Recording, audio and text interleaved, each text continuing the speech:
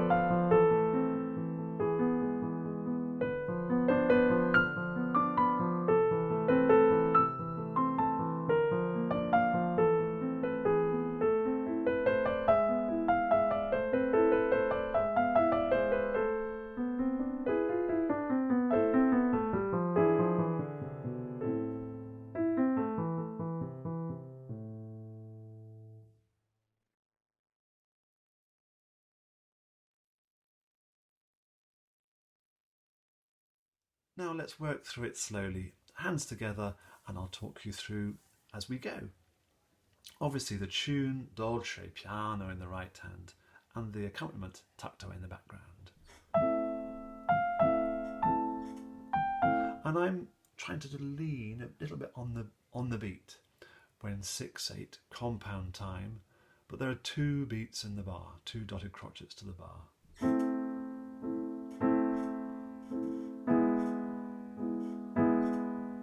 I'm overdoing it there, but that sort of thing. You've got to really feel the beat, I think. And now this turn here. One more time. Carry on, holding on to that. And back we go.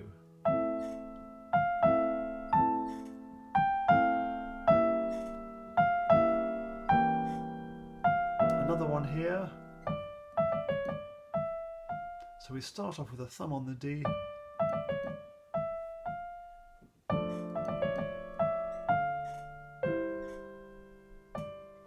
I'm doing slightly different fingering in my left hand to what they suggest there. And this section, we're in C major now, aren't we? Is very quiet and hushed, I think. And these, that's really tricky to do, parallel thirds moving up. And I think the speed of those should be the same as in the following bar. So if we did, that doesn't make sense because that one's so much faster than that one. So this will be the one that will need some work, I think.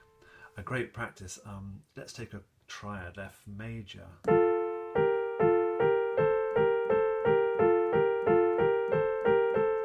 We can now make it minor by flattening the third.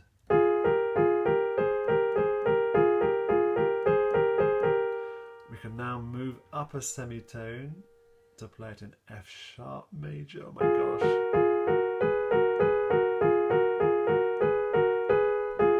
Which takes us F sharp major, F sharp minor, G major.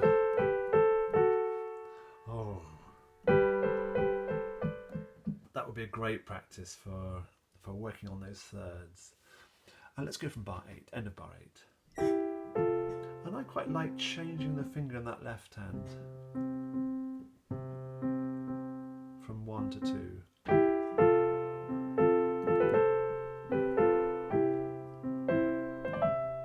I prefer those fingers in the right hand just because they're a bit stronger.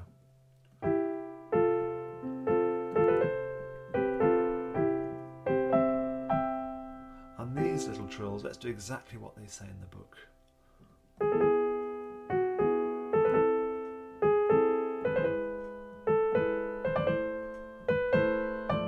And now on this one, I think there are two options.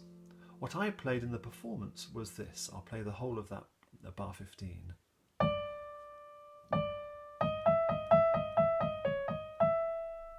So here it is one more time.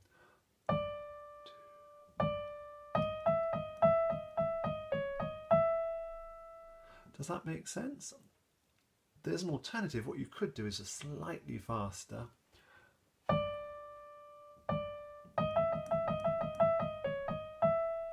That version. And it really just depends on how you want to do it. I'm not going to tell you which one is better than the other. Bar 16 you've landed on. I need to be careful to make sure there is a gap there in the right hand. Smooth from that chord. Gap. Smooth from there. Bar 16.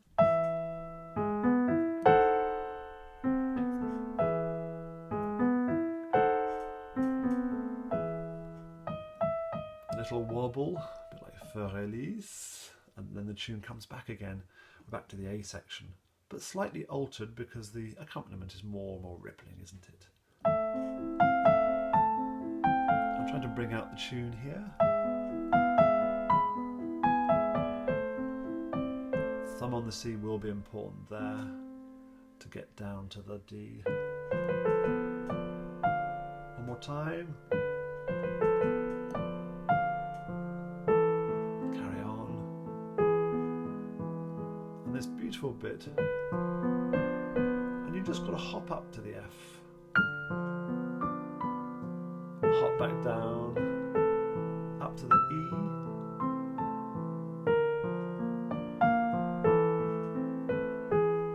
The left hand in this next bit, there are really two lines going on. There's the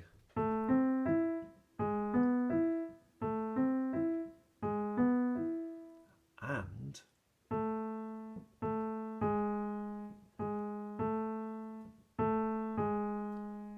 combined, holding on to the A, holding on to the E, hold on to the G sharp, hold on to the E.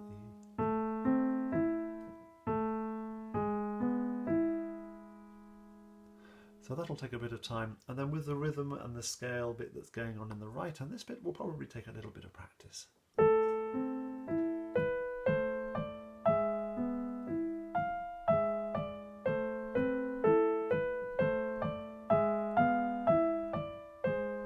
And I have changed the fingering. You can ignore what I'm doing here fingering wise, but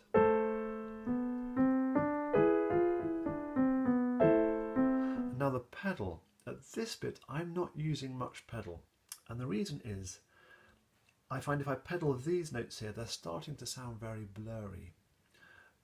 Example, if I play A major scale, pedal it on,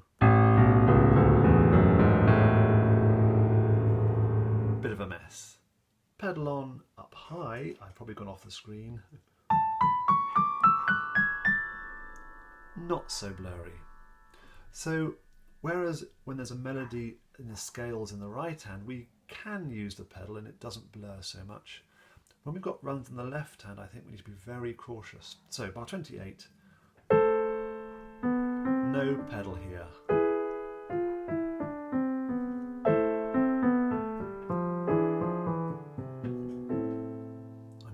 I am just doing tiny dabs at the end of each. I'll show you it exactly. Bit of pedal just to take me from that chord to there. No pedal now.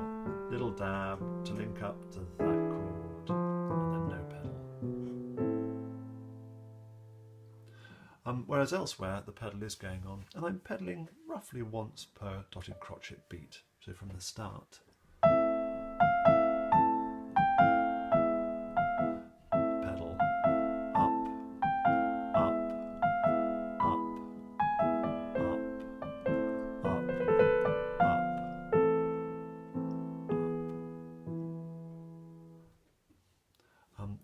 works well.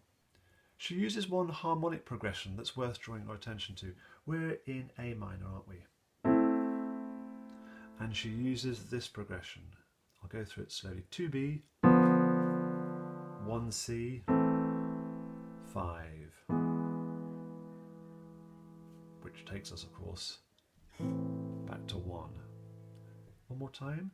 2B, that's chord 2 in A minor, in first inversion, followed by chord 1 in second inversion, followed by chord 5,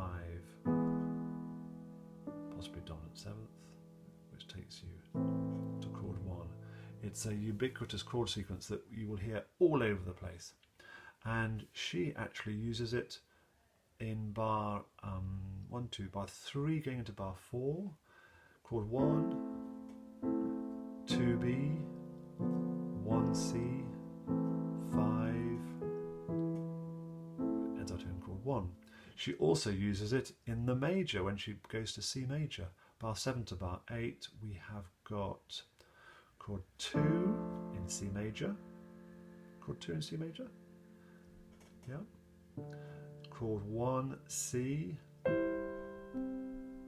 chord 5, chord 1. It's a wonderful piece, lots in it. Probably need to work out those ornaments quite carefully. And there are tricky bits, aren't there? Bar 9, getting that sorted, getting the trill in bar 15, and just working out the flow of notes in that section from bar 19.